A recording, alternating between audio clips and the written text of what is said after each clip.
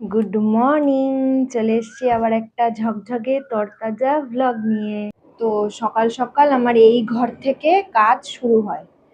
এইখানের এই দরজা খোলো, তারপরে জানলা খোলো, তারপরে আবার সময় হলে পরে এগুলোকে আবার বন্ধ করো।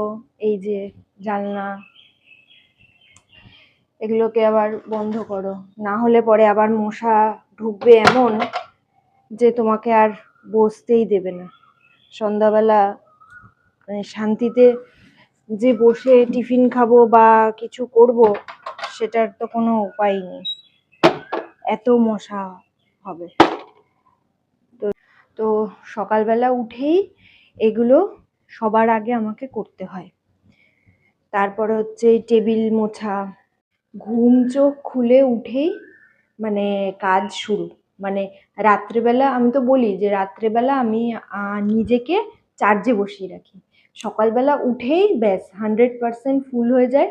কিছু কিছু দিন একটু 60% কি 40% চার্জ হয়ে থাকে, বেশিরভাগ দিনই 100% চার্জ হয়ে থাকে। তো তারপর থেকেই শুরু হয়ে যায় কাজ। তো আমি এখন এগুলো খাবো, খেয়ে দিয়ে তারপরে ভাত বসাবো। ভাত বসিয়ে তারপরে চা নিয়ে বসবো। এই যে আমি ভাত বসিয়ে দিয়েছি। এখানে মাছ ভিজিয়ে রেখেছি, এর মধ্যে কুলফিটা রয়েছে। এখনো কুলফির মানে সবজিগুলো কাটা হয়নি।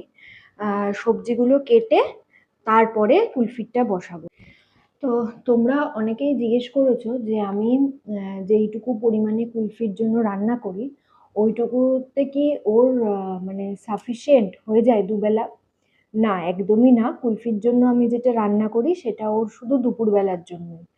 আর রাত্রেবেলার জন্য ওর জন্য আবার আলাদা করে আমি চিকেন ওটস দিয়ে মাঝে মধ্যে সবজি দিই রাত্রে, মাঝে মধ্যে দিই না। ওই ওটসের সাথেই চিকেনটাকে আগে সেদ্ধ করে নিই, তারপরে ওটস দিয়ে আবার একটুখানি ফুটিয়ে নিই, তারপরে ওকে দিই। তো যেটা আমি ওর জন্য রান্না করি দিনের বেলা সেটা শুধু ও দুপুরবেলাই খায়। আর ও সকালবেলার দিকে আমি আগে ওকে দিতাম। এবার ও না সকালবেলা যদি ভারী কিছু খেয়ে নেয়, ও দুপুরবেলা এক ফোঁটাও খেতে চায় না, এক ফোঁটাও না। সে ঘুরে বেড়াবে, মানে খাবার প্রতি ওর তখন কোনো ধ্যানই থাকে না। ঘুরে বেড়াবে, সে টেনে টেনে নিয়ে আসলেও যদি মুখে তুলে দিই ফেলে দেবে। তো ওই জন্য ওকে কি করি, এক তো তো সকালবেলার টাইমটা ঘুমায় বেশিরভাগ দিনই। ওই উঠবে ধরো এখন তো 9:45 মতো বাজে, ধরো 10টা, কখনো 10:30 এরকম সময়ের দিকেও ওঠে। তো উঠলে পরে আমি দুটো বিস্কুট দিই। ঠিক আছে, কোনো কোনো দিন খায়, কোনো কোনো দিন সেটাও খায় না। দিয়ে তারপরে তো একেবারেই ও দুপুরবেলা খেয়ে নেয়। তো ওই জন্য ওকে মানে সকালবেলার দিকে ভারী কিছু দিই না। তো ওর ওর যিনি ডাক্তার বাবু, তো তাকে আমরা জিজ্ঞেস করেছি যে ও এরকম সকালবেলা খায় না, কখনো কখনো আবার বিস্কুট খায়, তাতে কোনো প্রবলেম হবে না তো? তা উনি বলেছে কোনো প্রবলেম হবে না।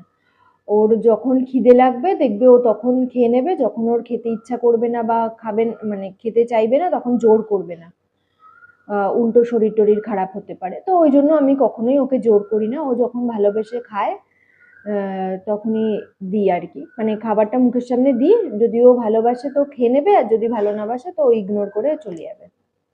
তো এটাই হচ্ছে ব্যাপার।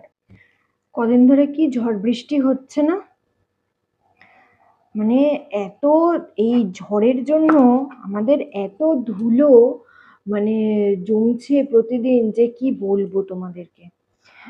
আর আমাদের ছাদে যেহেতু গাছ রাখা, মানে কালকেও মানে আমাদের যে সবেদা গাছটা সেটা এরকম উল্টে পড়ে গেছে। আর আজকেও আমি সকালবেলা গিয়ে দেখছি ওরকম সবেদা গাছটা উল্টে পড়ে রয়েছে জানো। আর কোনো গাছ সেভাবে কিছু হয়নি, কিন্তু সবেদা গাছটা যেহেতু একটু বড় আর বেশ ভারী, ওই জন্য সবেদা গাছটাই এরকম হয়। আর ছাদে গিয়ে এখন মনটা কি খারাপ হয়ে যায় যে তোমাদের কি বলবো।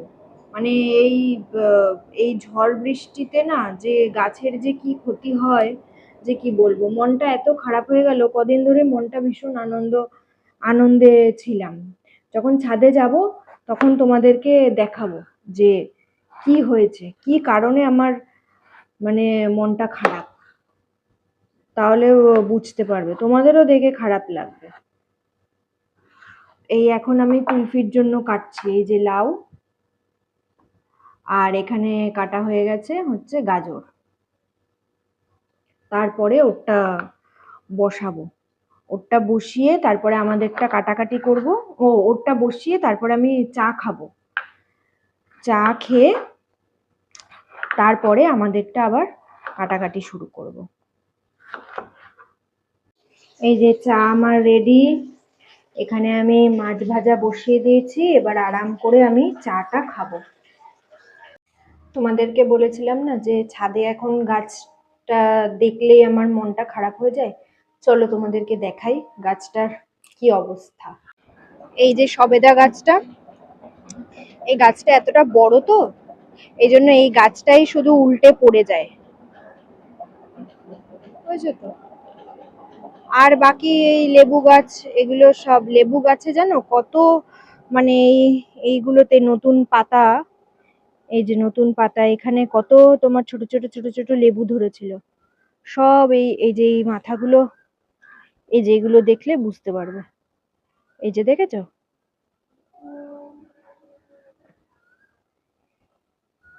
এগুলো এরকম কত ঝরে পড়ে গেছে।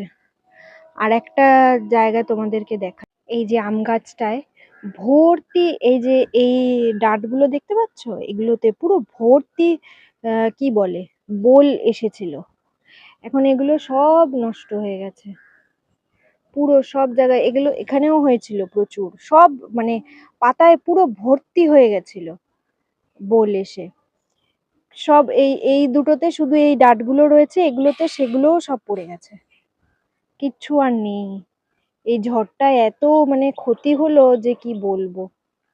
আর এই গাছটাকে দেখো এরকম ভাবে বেঁধে দিয়েছে, কেন কি এখান এখান থেকে এত কিছু দেওয়ার পর, এটা তো দেওয়া মানে এটা দেওয়া হয়েছে, আগে এত কিছু ছিল না, এই ঝড়ের জন্য এটা এরকম দেওয়া হয়েছে, না হলে পরে গাছটা উল্টে পড়ে গেছিল। রান্না আমার কমপ্লিট, চলো তোমাদেরকে দেখাই আমি আজকে কি রান্না করলাম। মাছ, এটা করেছি ওই বেগুন দিয়ে কাটা চচ্চড়ি, আর এটা কুলফির, আর এটা ভাত। তো আমার লাঞ্চ কমপ্লিট হয়ে গেছে, এখন আমি ফল কেটেছি, ফল খাবো। এই যে তরমুজ, আর এটা হচ্ছে ওই মুসাম্বি লেবু। তরমুজটা কুলফিও ভীষণ ভালো। আমি কুলফি, ওর পাপার খাওয়া হয়ে গেছে, আমি আর কুলফি মিলে তরমুজটা খাবো, আর লেবুটা শুধু আমি একাই খাবো, ওটা তো আর ওকে দেওয়া যায় না। তো চলো ভিডিওটা এখানেই শেষ করছি। আমার ভিডিওটা যদি কিছু ভালো লাগে লাইক করো, কমেন্ট করো, ফ্রেন্ডস অ্যান্ড ফ্যামিলির মধ্যে শেয়ার করো, সাবস্ক্রাইব করো। টাটা।